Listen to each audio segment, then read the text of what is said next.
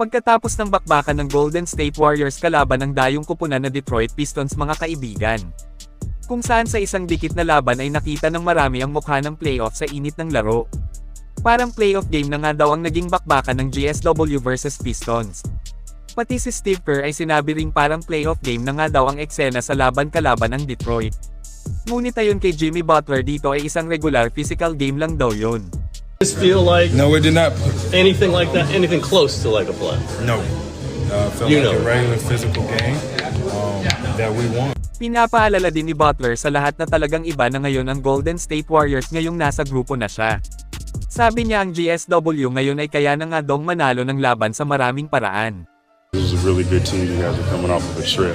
And these are hard types of games before the playoffs. How important is that for you guys to come together? You talked about that in I mean, regard. it's important for everybody to know that we can win the game in a multitude of ways. Naalam naman po nating lahat noon na ang 3-point shooting lang ang kadalasang pinagkukunan nila ng opensa. Kapag kamaalat ang shooting ay natatalo sila. Pero ngayong may Jimmy Buckets na ay hindi lang sa threes sila aasa para manalo. Kasi malakas umatake sa loob, magaling kumuha ng foul, talagang mautak maglaro. Gusto ni Butler na malaman ng lahat na iba na nga ang Warriors ngayon dahil sa kanya.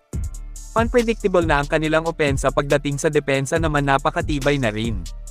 Kaya nakakatakot, walang biro ang GSW ngayon. Kapag healthy lang sina Jimmy, Steph at Ray, pagdating ng playoffs ay may chance silang magkampiyon. Bagay na hindi pa nga nakukuha ni Butler sa kanyang buong career sa liga, kaya kita natin kay Jimmy ngayon sa gold-blooded ang kagustuhang magkampiyon na.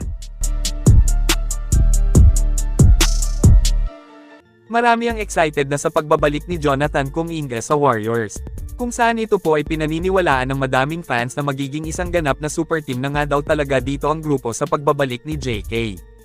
Isang napaka-athletic na manlalaro, kayang dumipensa ng mataas na level. Ang kanyang galawan ay pang superstar na talaga, kaya masasakit pa ulo ng mga kalaban sa pagbabalik ni Kuminga sa Dubs. Sa mga na-miss sa laro ni Jonathan Kuminga ay ito panoorin po ninyo.